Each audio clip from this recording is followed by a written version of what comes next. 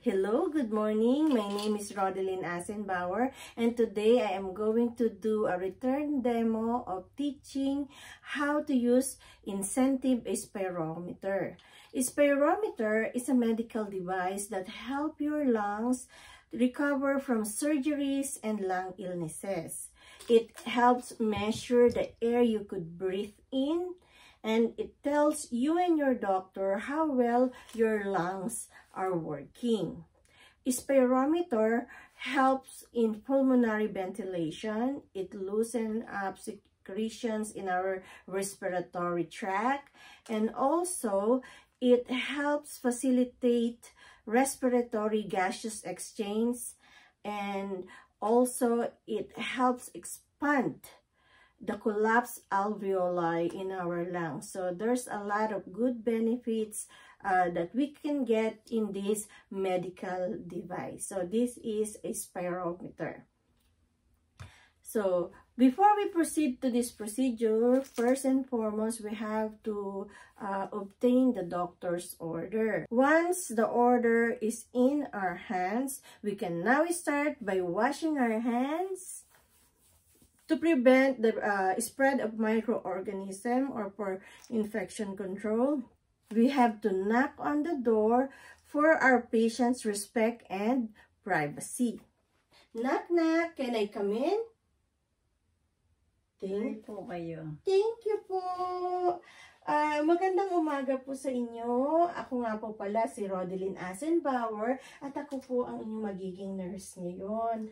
May in-order po ang ating doktor para gawin ninyo. Pero bago po yan, kailangan ko pong i-check muna ang inyong wristband. Maaari ko po ba yung gawin? Oo.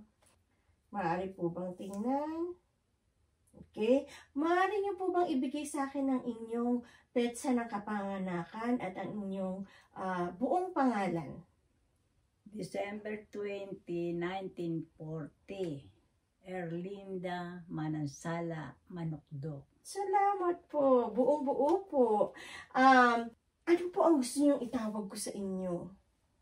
Linda Nalan. Okay. Pwede ko po ba kayong tawagin Ma'am Linda? Okay. Okay. Ngayon po Ma'am Linda, gaya po ng sinabi ko sa inyo kanina, ang inyo pong doktor ay nag-order ng gagawin ninyo. Iyon po ang paggamit ng kagamitang medical na tinatawag nating spirometer. Ito po siya.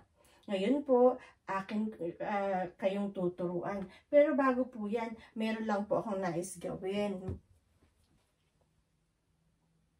Nais ko po munang itaas ang inyong bed kasi mababa po siya sa akin.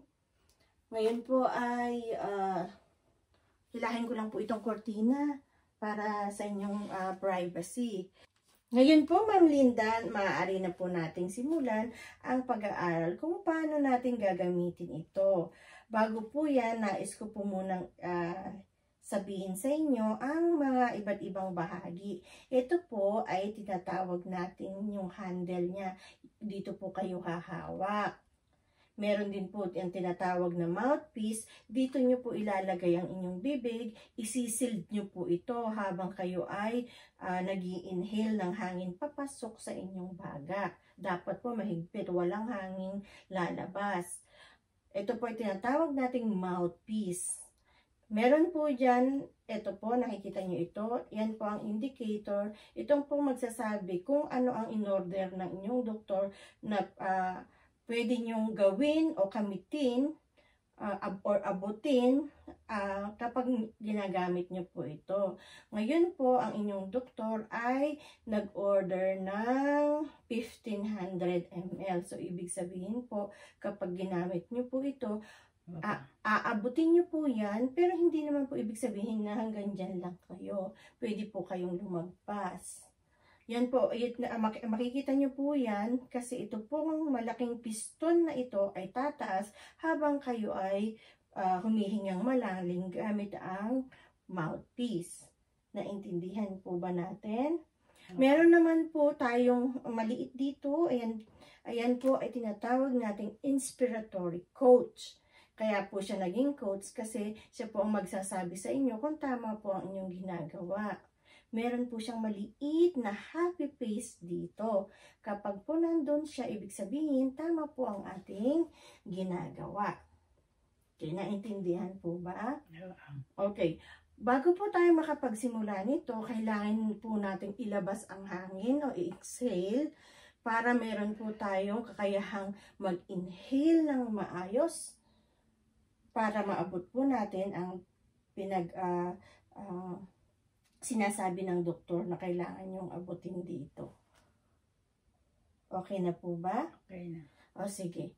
So, tandaan po natin na kailangan nating i-sealed ang ating lips. Kayo po ba ay, bago po tayo magsimula, kayo po ba ay merong pustiso? Wala. So, wala po tayong problema.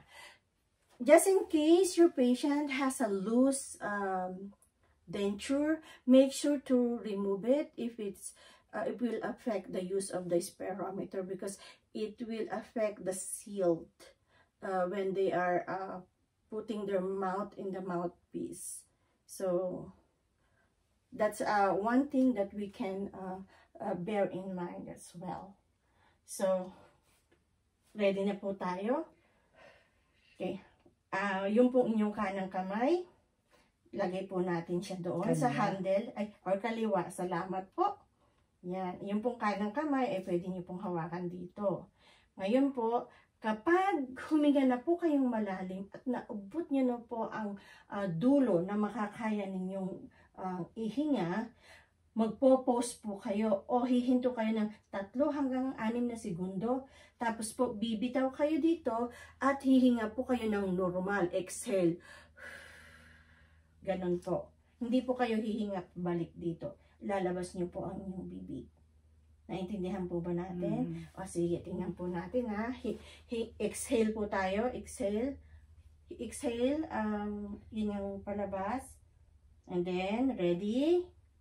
Go. Isa, dalawa, tatlo, then sandali po. Mali po ang ating ginawa. Ang sabi ko po ay kapag naihinga nyo na ng malalim, tapos hinto. Kailangan nyo pong pigilan. Pigilan ng 3 hanggang 6 na segundo at kapag hindi nyo na po kaya, ilabas ang bibig at i-exhale po natin. Okay? Sige po. Ready?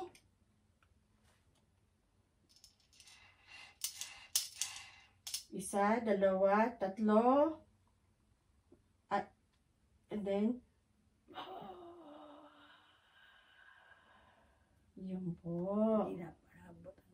Hindi po ba naabot? Huwag po kayong mag-alala kasi sa una lang naman po yan. Sa susunod kakayanin nyo na po. Pero bago po natin yan gawin, meron po ba kayong nararamdaman na pagkahilo o hindi kayo nahirapan kayong huminga? Hindi naman. Okay lang po nararamdaman ninyo? Okay. Just in case our patients experiencing nausea or cannot breathe or SOB, stop for a while, do normal breathing until she feels better. Okay, and then we could start another one. Okay, ready po ba tayo ng isa pa? Okay, ready? Hinga, exhale, and then go. Isa, dalawa, tatlo, and then exhale sa labas. Okay, pahinga po muna tayo. Naabot ko na. Naabot mo na. Marami. Sabi ko po sa inyo sa una, mahirap, pero pag paulit-ulit po, lalagpasan nyo po yan. Malalagpasan nyo pa. Okay, hinga lang po ng normal. Kapag ready na po kayo, sabihin nyo po. Kumusta po ang inyong pakiramdam? Okay naman. Okay. Sige pa. Isa, dalawa, tatlo, apat, lima, 6. Exhale sa labas. Yan. Abot na ng ano, di na nakarating na dito. Oh, Opo. O sige po, yan po muna ang ating gagawin. Magpahinga po tayo and then mamaya gagawin po ulit natin. Very good po ang inyong paggawa. So, ito po, tulad ng sinasabi ko sa inyo, ito ay makakatulong sa inyong baga upang mapalakas, mabuksan ang mga ugat na nag-collapse o mga barado o kaya mayroon kayong mga secretion sa inyong katawan. Ngayon po, ito po, lilinisan ko lamang po ito at iiwan ko po ito sa inyo. Ang gusto po ng inyong doktor ay makagawa kayo ng at least 10 beses sa 1 o 2 oras. Hindi po ibig sabihin gagawin nyo ng 10 na sunod-sunod. Pwede pong padala 2, 3, 4, ganun.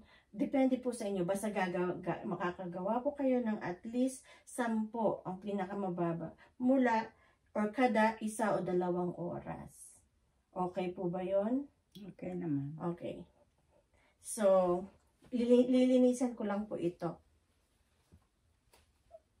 So, now our patient is done with the procedure. What we have to do is to make sure that our patient is okay. If our patient has dizziness or shortness of breath, let's check our patient. Ma'am Linda, meron po ba kayong nararamdamang paninikip ng dibdib sa ngayon at pagkatapos po na ginawa natin ang procedure? Wala naman.